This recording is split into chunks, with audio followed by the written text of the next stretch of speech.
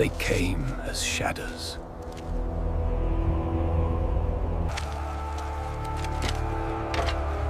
They came not as soldiers, but as an omen. 10 years after the 300 were annihilated.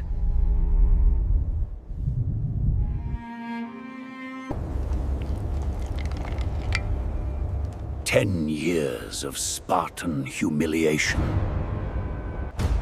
Now, 10,000 Spartan hoplites marched north.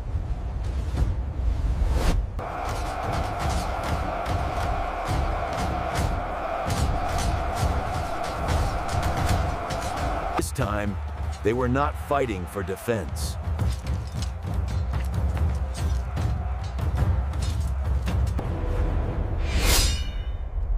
They were marching for revenge. His name was Pausanias.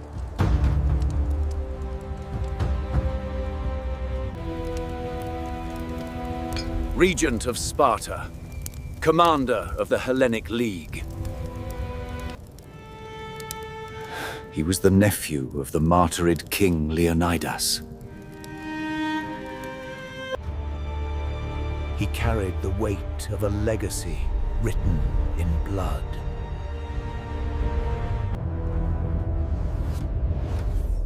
His theater of war was Boeotia, central Greece.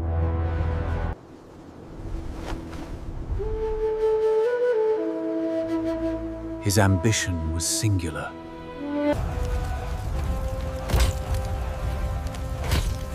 Vengeance, Thermopylae! And the total liberation of Greece.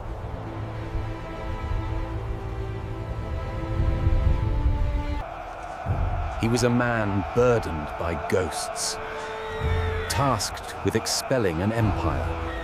The theater was fractured.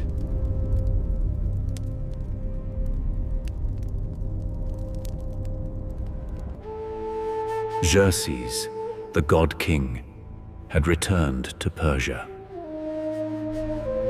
But he left behind his most trusted general, Mardonius. Mardonius commanded an elite, battle-hardened army.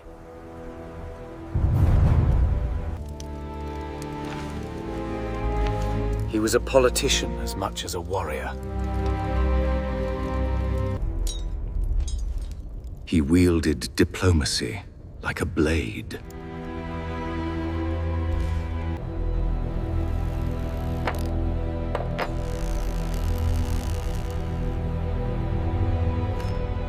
He offered Athens a full pardon, gold, and regional power. All they had to do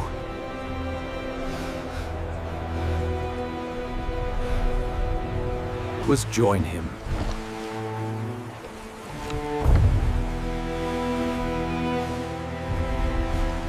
Athens refused!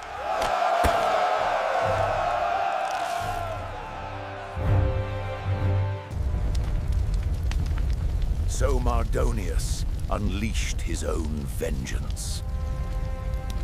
He razed the city of Athens for a second time.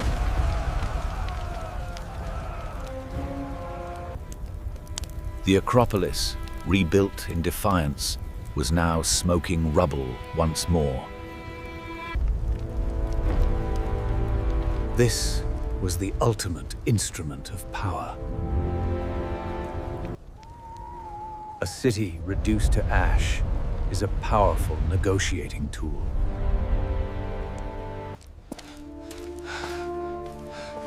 From those ruins, the Athenians sent an ultimatum.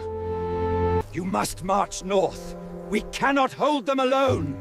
March north now, they told the hesitant Spartans. Or we will take Mardonius's offer.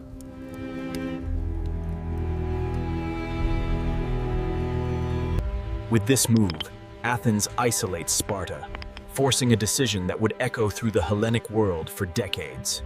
This was a war of systems.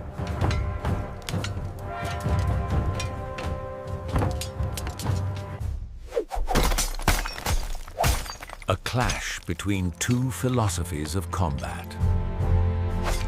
On one side, the Persian instruments.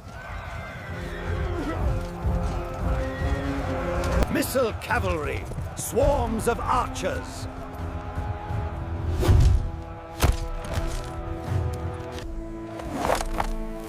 Their infantry was a wall of sparabara, shields of wicker and leather. They were designed for attrition, to bleed an enemy dry from afar. The sparaba shield, a marvel of ancient engineering, utilized woven willow and hardened leather. On the other side, the Greek instrument. The phalanx.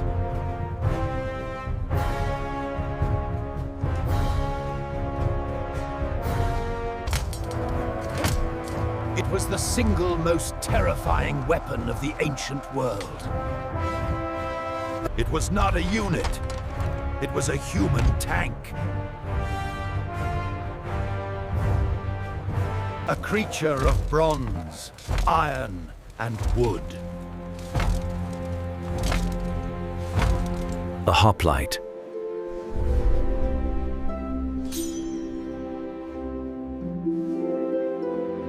His aspis shield locked with his neighbor.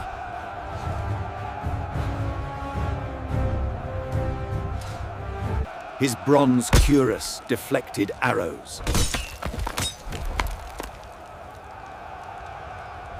His 8-foot dory spear was a spike of iron. This was a machine built for one purpose: a short, brutal, decisive shock.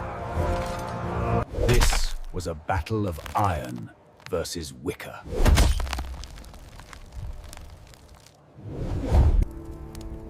But Pausanias had a deeper problem.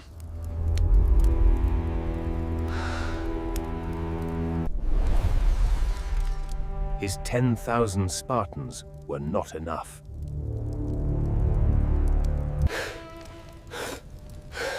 He was forced to make a desperate, terrifying gamble. He armed the helots.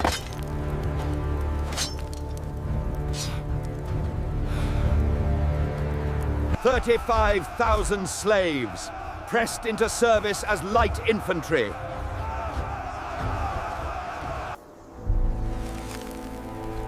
Sparta had just handed weapons to the very people they feared most. This was not confidence.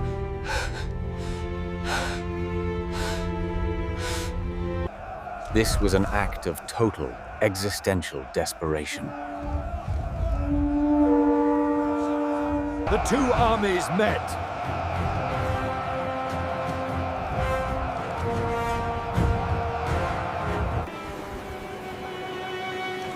They stared at each other for 11 days. A brutal stalemate near the Asopus River.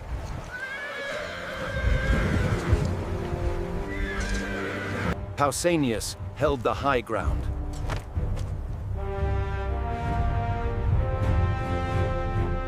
Mardonius, a master of cavalry, held the plain. This was Pausanias's crucible moment. A strategic nightmare. He could not descend, or the Persian cavalry would rip his phalanx apart. Mardonius would not ascend, or his cavalry would be useless.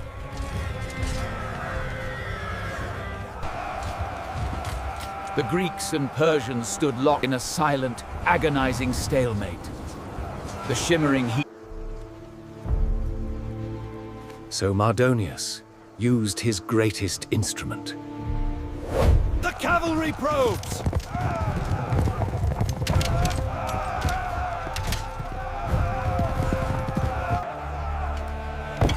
Day after day, horse archers charged the Greek lines. Hit and run strikes. Feigned retreats. Their general, Mecistius, was a giant of a man, riding a magnificent warhorse. In one skirmish, he was finally brought down. His death enraged Mardonius.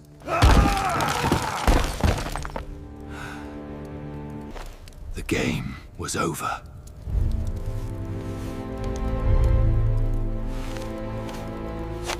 He unleashed his cavalry, not in a probe, But in a flanking maneuver.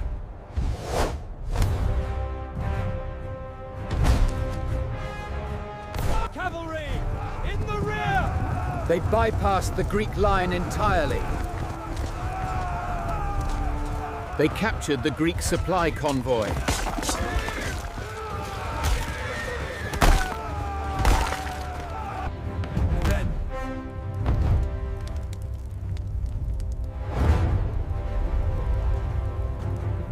His cavalry seized the Gargaffian spring, the only water source for 85,000 Greeks. This was once the Gargaffia.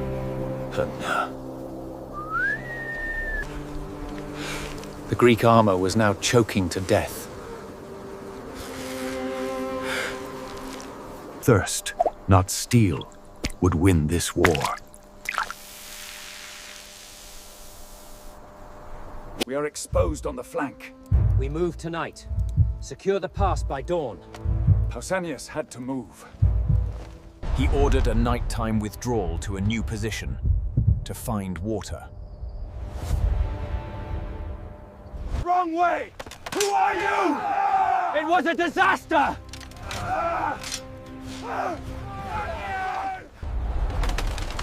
The Greek coalition fragmented in the dark. Different contingents moved at different speeds.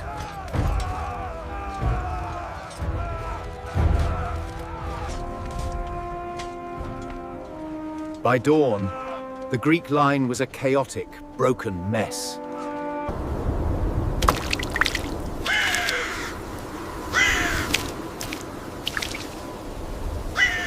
Mardonius climbed his command post.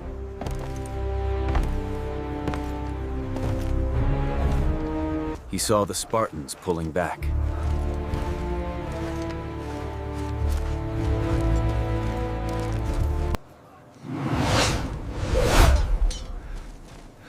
He saw the Athenians separated.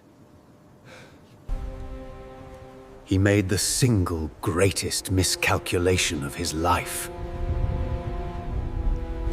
This is it! He believed. The cowards are running! He ordered the charge!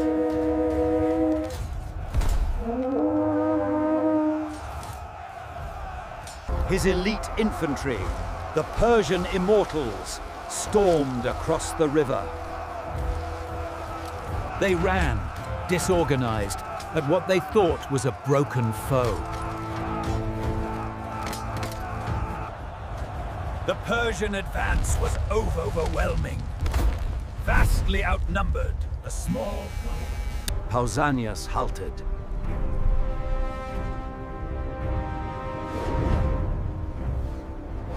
He turned his 10,000 swung.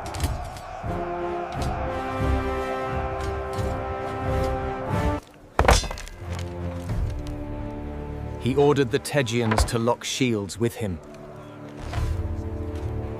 The wall of iron and bronze pivoted, lowered its spears, and met the charge. The iron versus wicker slaughter began.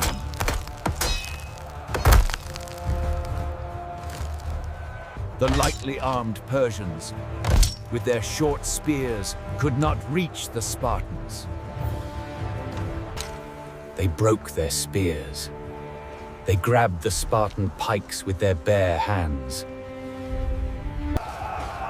They were butchered, a human wave breaking on a reef of steel. Mardonius! A Spartan hoplite, a man named Arimnestus, saw Mardonius. Hold the line! Push them back! He struck the general down.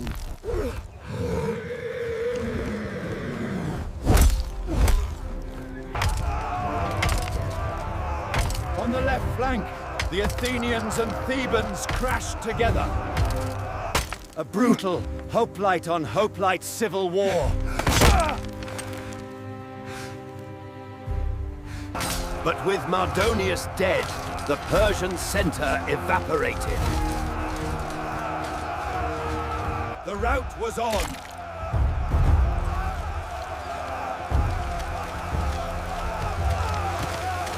The Persians fled.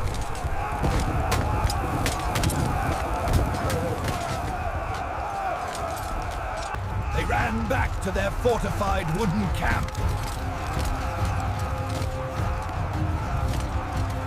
The Spartans arrived, but they were unskilled in storming walls.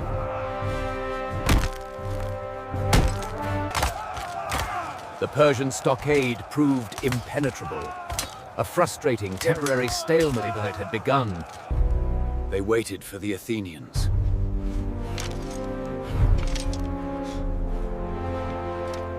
When the Athenians arrived, they breached the fortification.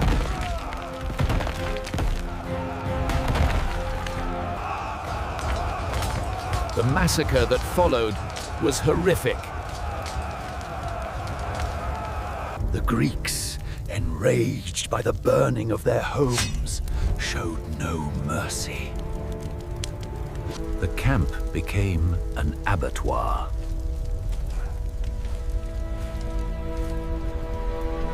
Afterward, a Greek leader approached Pausanias. All this wealth, Commander. We could keep it for ourselves. He suggested they find Mardonius's body.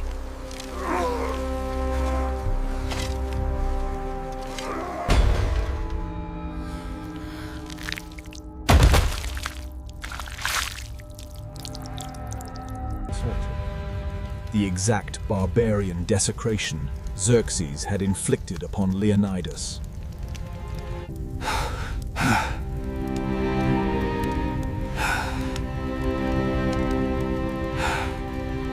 Pausanias was furious.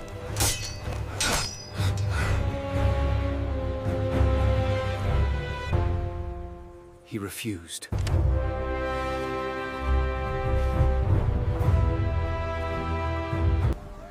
He stated that such doings befit barbarians, not Greeks.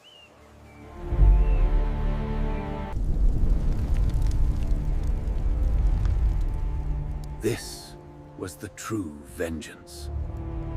Not imitation, but moral superiority. The revenge was not in becoming the monster.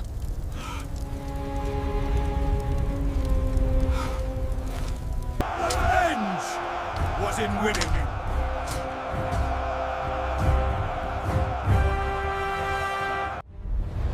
Plataea was the endgame.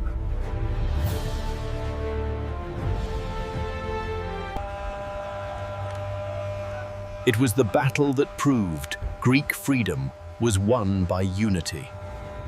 A unity fought with Spartan iron and Athenian resolve. But it was a unity so fragile, its greatest hero would be its first victim. He cannot be trusted.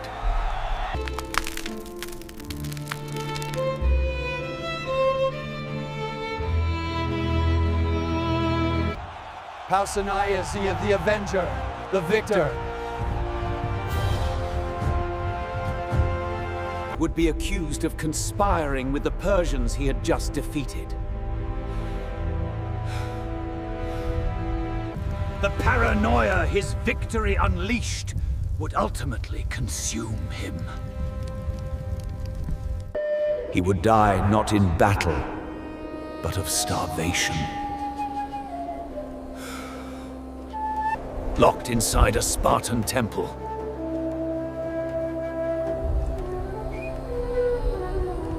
This is the Chronicle.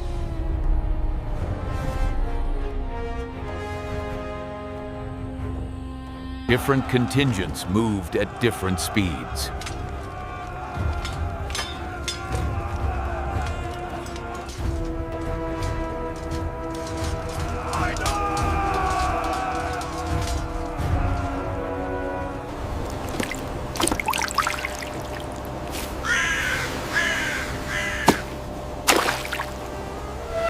Mardonius climbed his command post.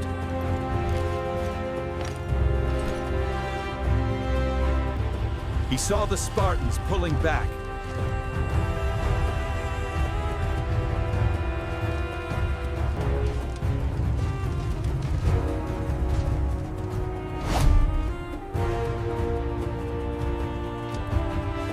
He made the single greatest miscalculation of his life.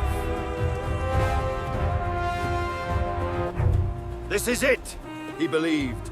The cowards are running.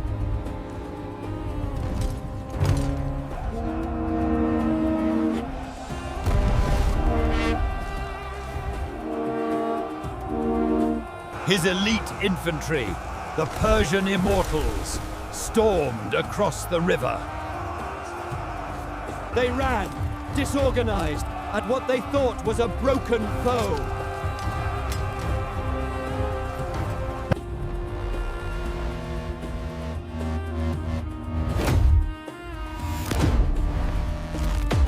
Pausanias halted.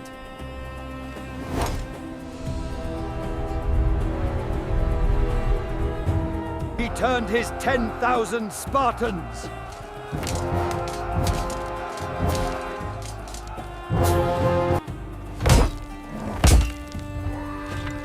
He ordered the Tegeans to lock shields with him. The wall of iron and bronze pivoted, lowered its spears, and met the charge. The iron versus wicked slaughter began.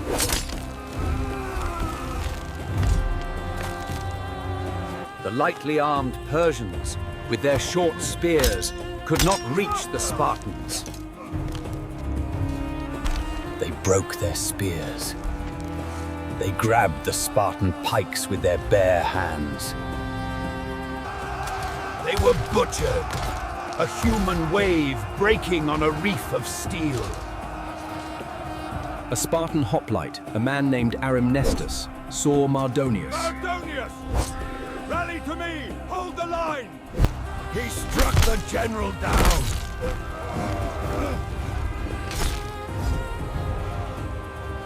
On the left flank, the Athenians and Thebans crashed together. A brutal, hoplite on hoplite civil war. But with Mardonius dead, the Persian center evaporated.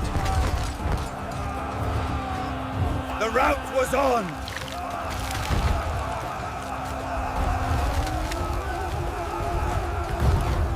Persians fled!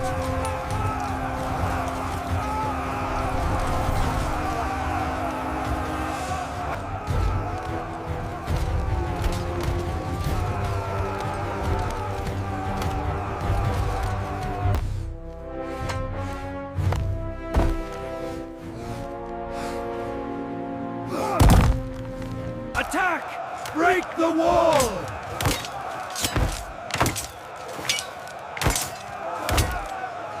They waited for the Athenians.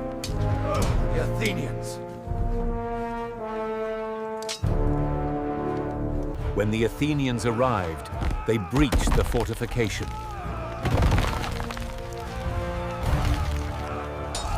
The massacre that followed was horrific.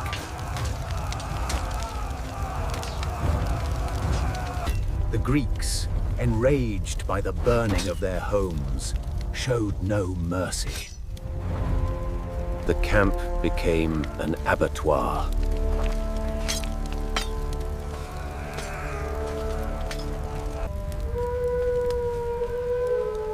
Afterward, a Greek leader approached Pausanias.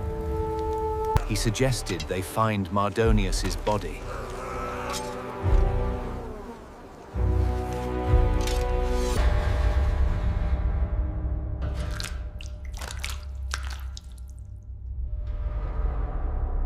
The exact barbarian desecration Xerxes had inflicted upon Leonidas.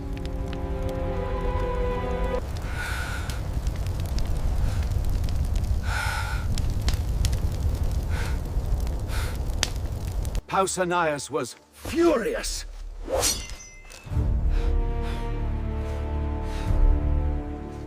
But, Your Grace, we only ask that you consider. He refused.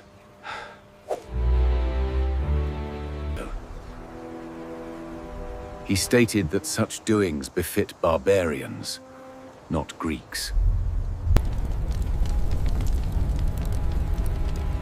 This was the true vengeance. Not imitation, but moral superiority.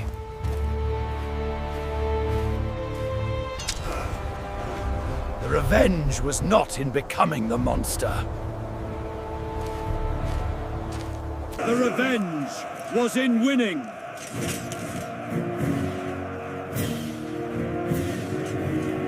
Plataea was the endgame.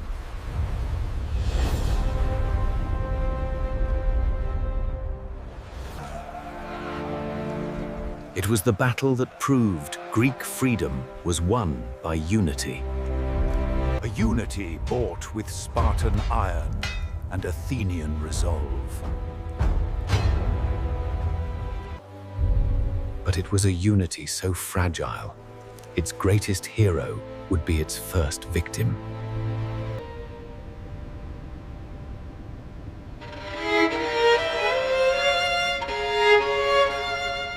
Pausanias, the avenger, the victor. Would be accused of conspiring with the Persians he had just defeated. The paranoia his victory unleashed would ultimately consume him.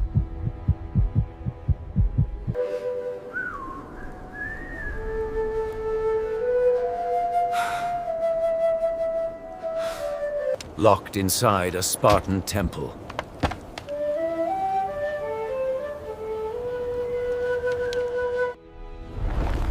This is the Chronicle. For you is the legacy of Plataea, the vengeance for Thermopylae. The unity of Greece.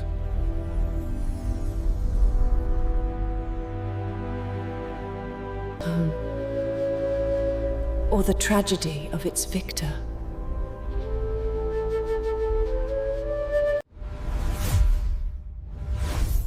Whose conquest chronicle should we reconstruct next? Nominate a new commander in the comments.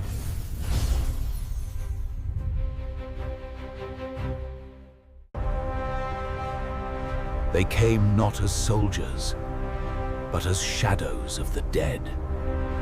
10 years after the 300 Spartans were wiped out at Thermopylae, an army of 10,000 Spartan warriors marched once again. But this time, they did not come to defend.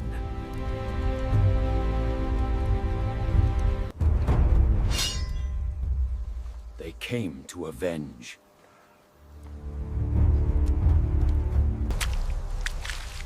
Every step they took echoed with a single memory. The narrow pass where Leonidas and his men made their final stand.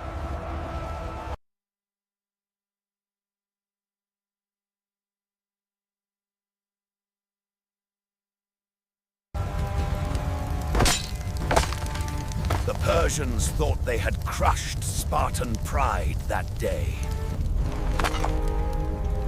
They believed the spirit of Sparta died at Thermopylae. They were wrong.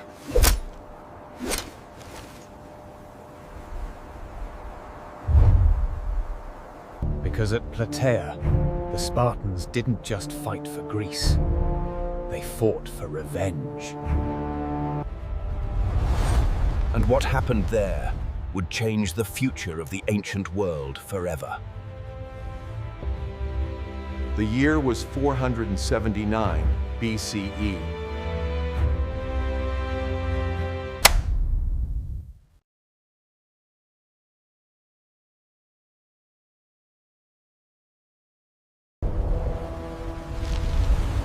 Greece stood at the edge of destruction. The Persian Empire, the mightiest force the world had ever seen, had already burned Athens, slaughtered an entire city. King Xerxes had returned to Persia, believing Greece was broken. Leaving behind one of his most trusted generals with a vast army to finish the conquest.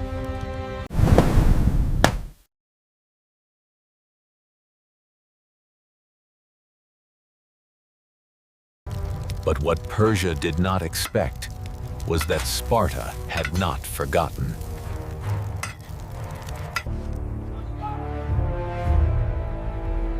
This was no longer just a war for survival. This was a war born from humiliation, fury, and a promise. We will return. A promise made by dying warriors at Thermopylae.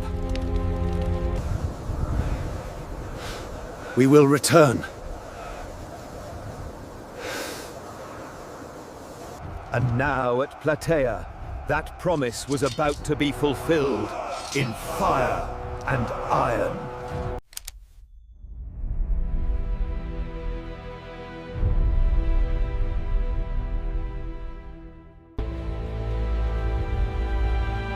The smoke of Thermopylae still haunted Greece.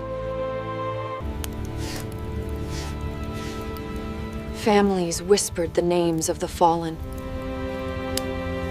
Leonidas, the 300 Spartans, and the few who stood with them. They held the hot gates until the very last man fell. Their last stand had become legend. But legends alone could not stop an empire. The Persians had marched deeper, burned Athens, and stood proudly across Greek lands as if victory was already theirs.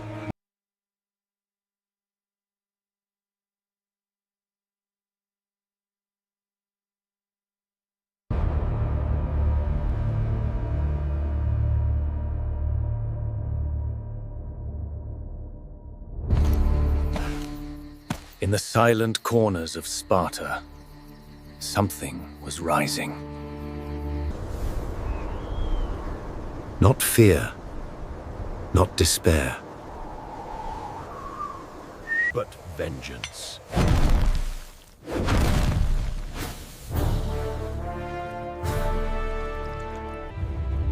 Sparta had mourned its king.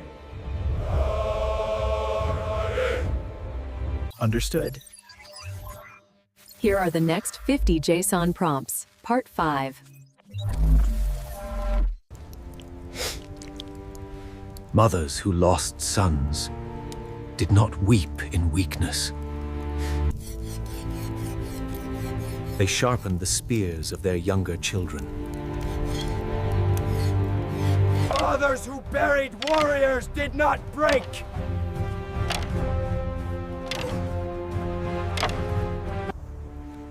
They prepared their surviving sons for war.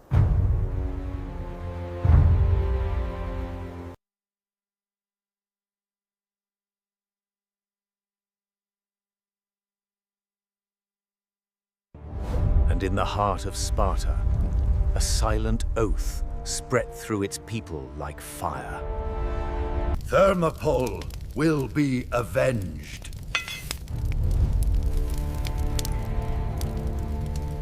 Meanwhile, the Persian commander Mardonius, confident and arrogant, remained in Greece with a massive army.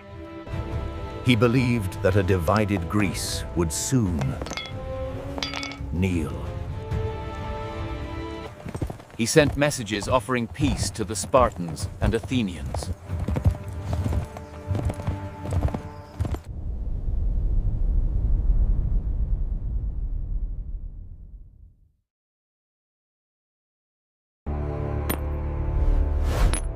peace in exchange for surrender and tribute. But his words were met with cold silence. No Spartan would kneel.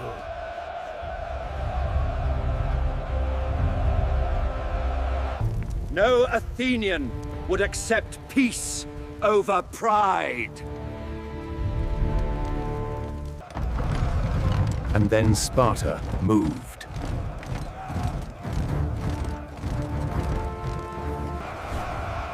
Not in rage, not in chaos, but with deadly calm. 10,000 Spartans, elites hardened by discipline and grief, gathered not for defense, but for retribution.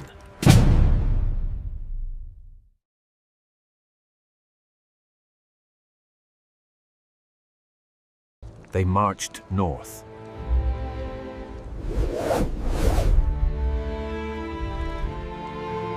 Greece united.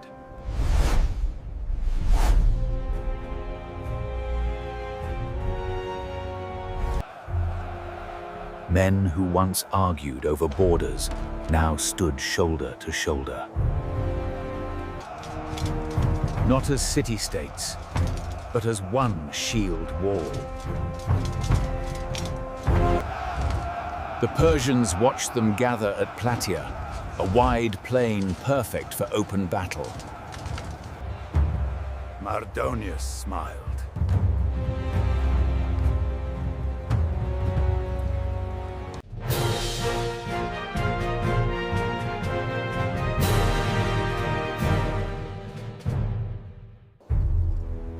To him, this was exactly what he wanted.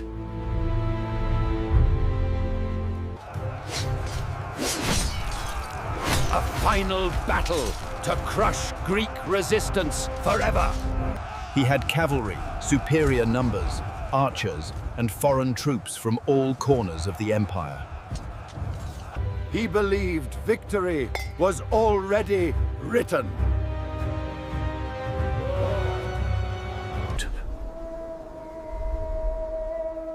But he made the same mistake Persia made at Thermopylae. He thought the Greeks were fighting for survival.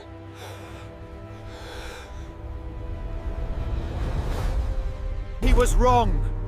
They were fighting for revenge.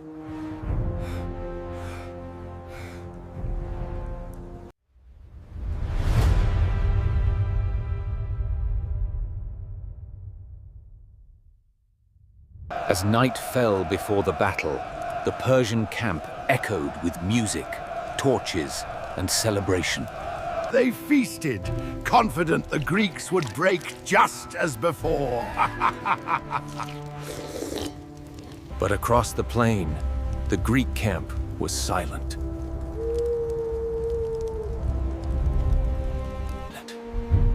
For the Spartan, stillness was a weapon. As the cold wind swept through the camp, he stared into the dark. No songs, no feasting. Just the quiet sound of armor being fastened, shields inspected, spears sharpened. There was no fear left in them, only purpose. At Thermopylae, 300 Spartans died to delay the Persian army. At Plataea, 10,000 Spartans marched to end it.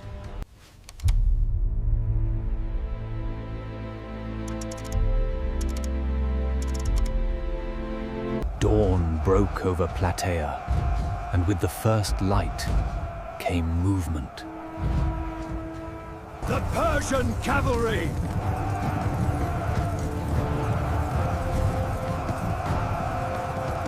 Fast and confident, swept across the field like a dark tide.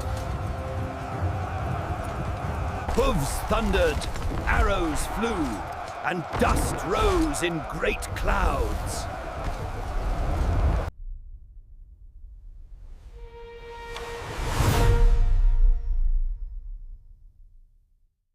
The Greeks held their formation.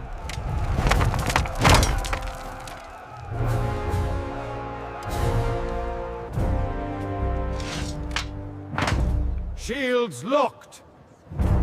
Spears forward!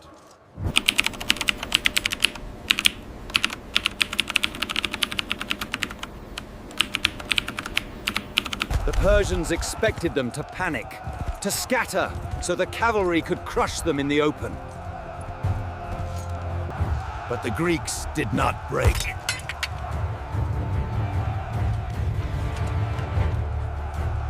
Every time the Persians charged, they met an unmovable wall of bronze and discipline. Spartan hoplites stood silent, stepping forward only when ordered.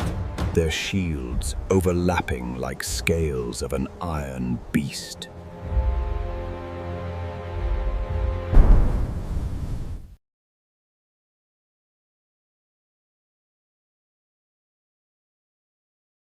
The Persians threw wave after wave at them.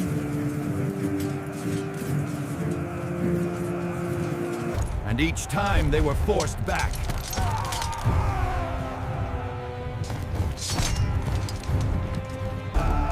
Still, Mardonius smirked. This was just the beginning.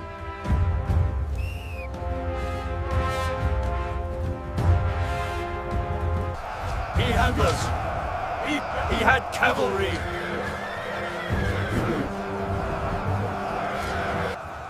He had archers who could darken the sky with arrows.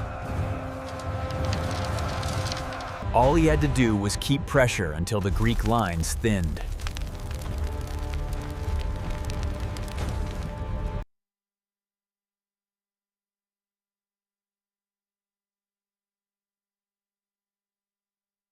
That's when Sparta did something unexpected.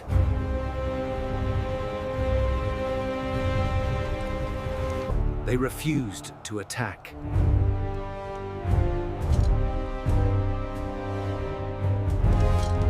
The Persians were ready for a Greek charge, eager for a glorious clash.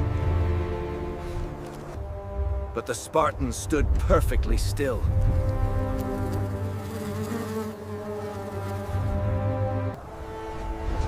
Minutes turned into hours. The sun climbed higher. Persian cavalry kept circling, loosing arrows, taunting the Greeks. Still, no Spartan moved.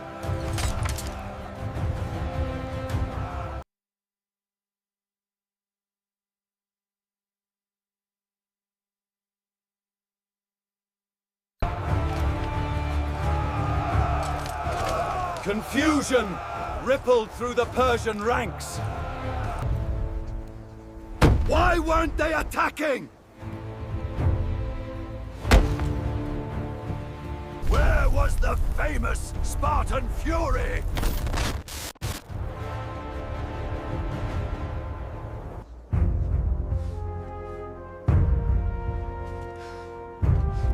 Why did they just wait?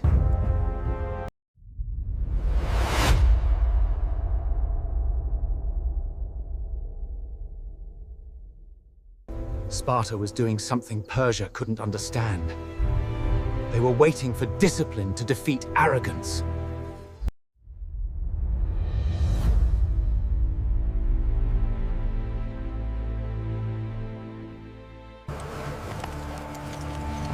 As the day grew hotter, Persian cavalry grew tired.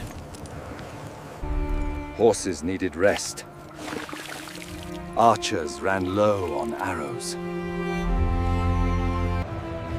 And in that moment of Persian fatigue, Pausanias finally raised his spear. It was the signal.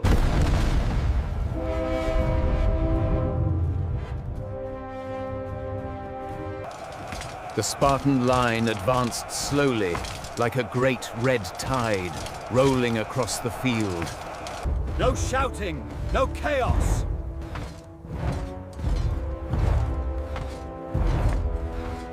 Just steady footsteps and iron will.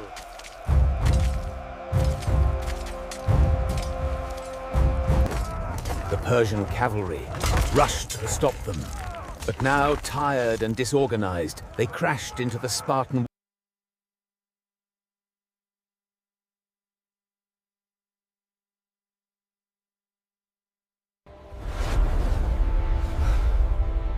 Then came the moment Persia feared. The Spartan right wing pivoted.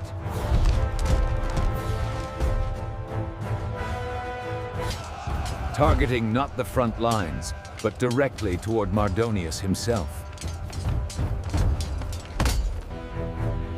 Just like Alexander would do centuries later, the Spartans didn't want to break the army. They wanted to cut off the head.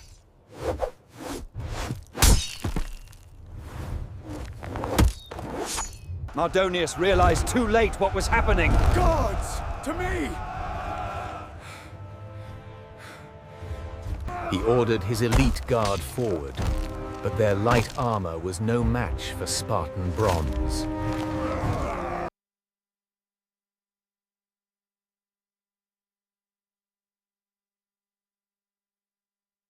Clash was brutal.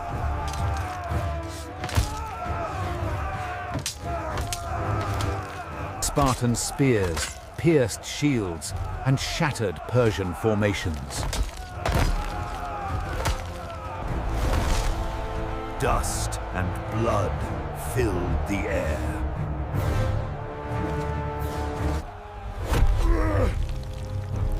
Then a single throw changed everything.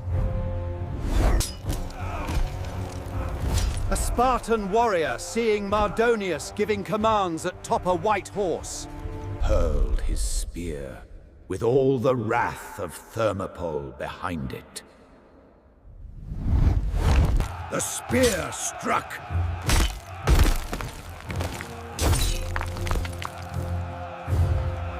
Mardonius fell.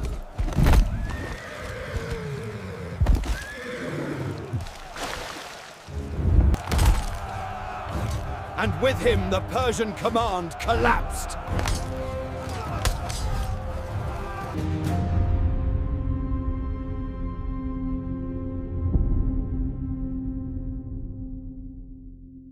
Their commander hit the ground. Like dry wood under. Without leadership, their army, once so confident, turned into a storm of panic. What had started as a battle now became a hunt.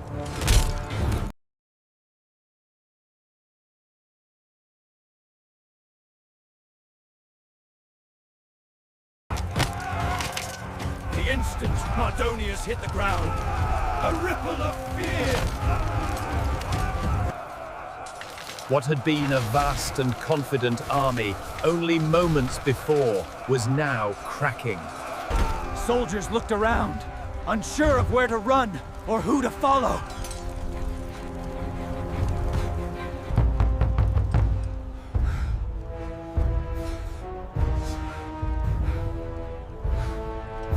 The steady march of Spartan bronze, advancing with cold, controlled fury.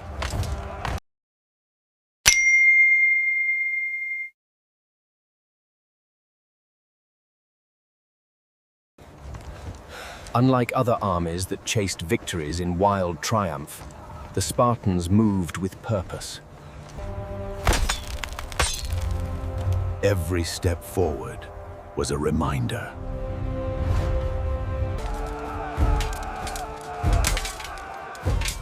This was not just a battle.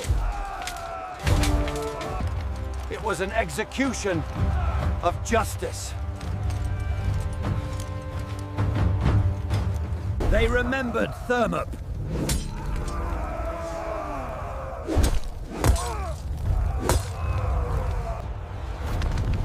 They remembered Leonidas.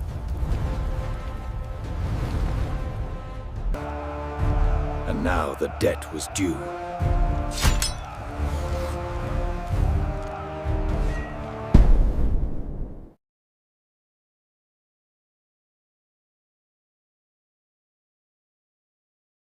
The Persian lines crumbled inward, retreating toward their fortified camp. Thousands fled, dropping weapons, pushing each other aside in desperation. Arrows flew wildly, but panic had already taken hold.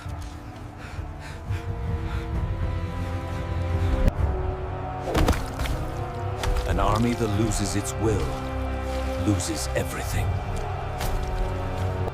The Greeks, Spartans, Athenians and their allies pressed forward, surrounding the Persian encampment.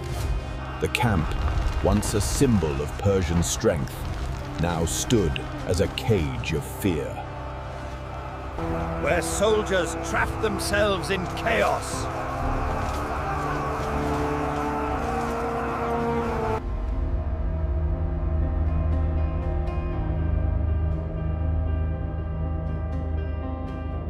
Some Persian officers tried to rally resistance, shouting commands, swearing that the gods of Persia still favored them. But then the Spartan war horn sounded.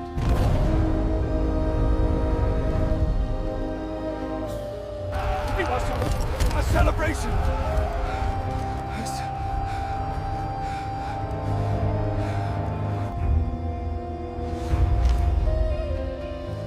It was a sound of judgment. With a thunderous crash, the Spartans smashed through the Persian barricades. The Persians tried to hold the gates, but Spartan shields crashed against them like a storm against stone.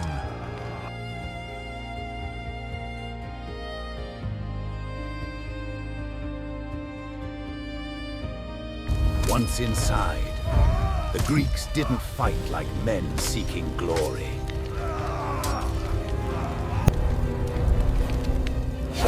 They fought like men, fulfilling a promise. Persian archers retreated to higher ground, loosing desperate volleys. Greek hoplites raised shields, spears thrusting upward with precision.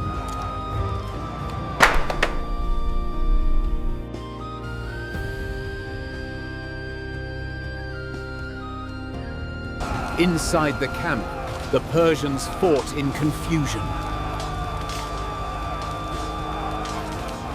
Their numbers meant nothing against Greek unity and Spartan training. One by one, Persian banners fell. The camp that once fed a mighty army was now covered in smoke, screams, and the thunder of Greek iron. For every fallen Spartan at Thermopylae, Persia now paid in thousands.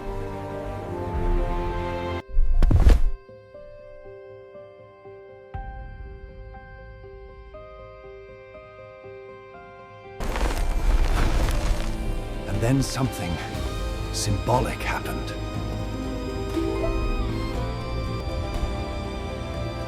Amid the ruins of the Persian camp, the Greeks found Mardonius' tent, still standing, filled with gold, luxury, and the spoils of conquest.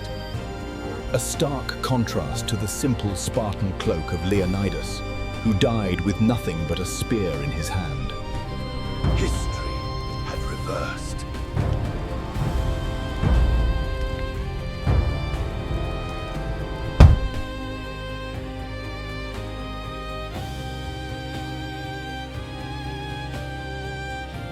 The Persians, who once believed victory came from wealth and numbers, were now crushed by men who marched with no riches.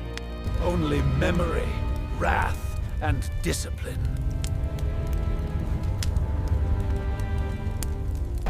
As the Greek banners rose above the camp, one truth echoed louder than the clash of swords. At Plataea, Greece did not just win a battle.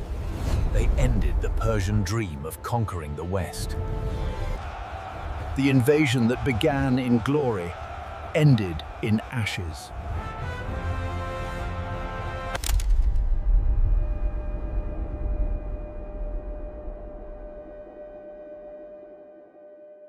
When the smoke cleared over Plataea, the battlefield told a story that would echo for centuries.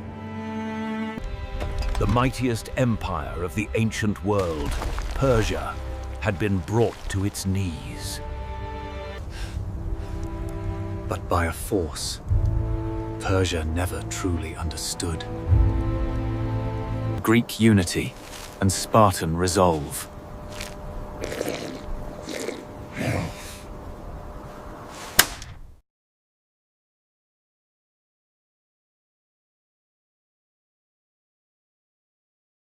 The Greeks gathered their dead with honor.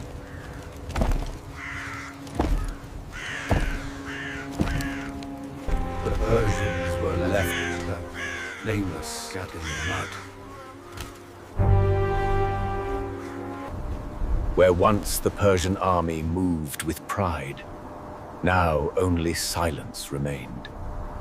Broken by the steady march of Spartans reclaiming the battlefield, not for plunder, but for justice.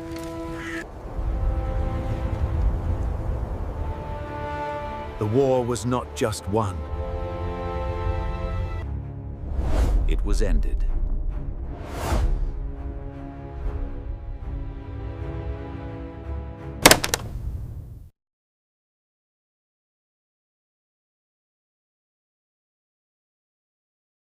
Persia's dream of conquering Greece died at Plataea. Your Majesty, the armies, they are broken. Their king, Xerxes, who had once watched his armies, His generals slain, his elite warriors gone. And his empire humiliated by those he once called mere warriors from small cities.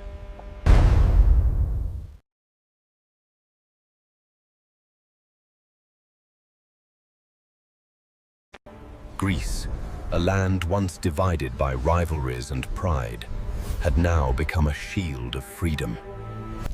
And leading that shield from Thermopylae to Plataea was the Spartan legacy. But Sparta did not celebrate with festivals or grand monuments. that was not their way.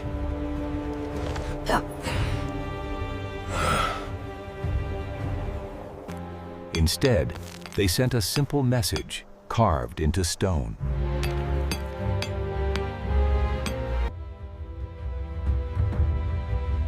Here the Greeks fought the Persians and broke their power. No boasts, no speeches, just fact.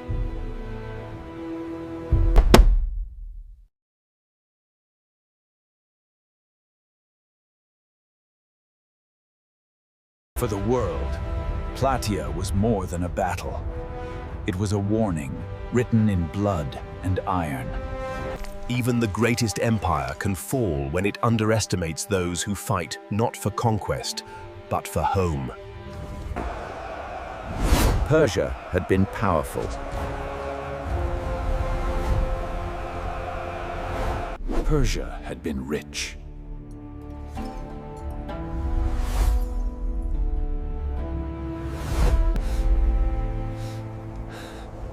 But Sparta had something Persia could never buy.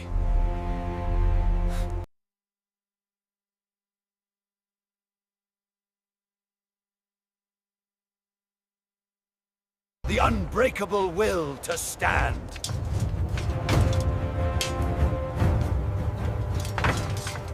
And say, this far, no further.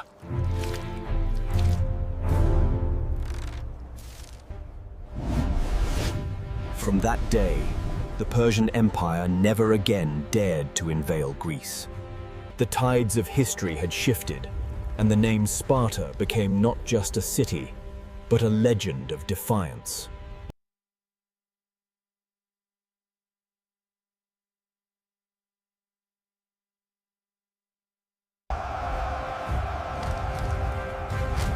And so with Plataea, the Greeks didn't just win a war. They forged a legacy that still lives today. In every story of resistance, every stand against overwhelming odds, This was not just a battle of swords, but of spirit.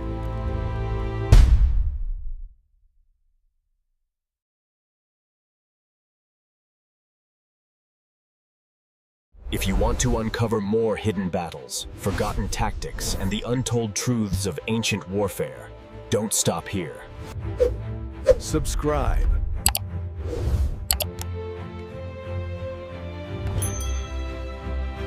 Because the next story will take you even deeper into the wars that shaped our world.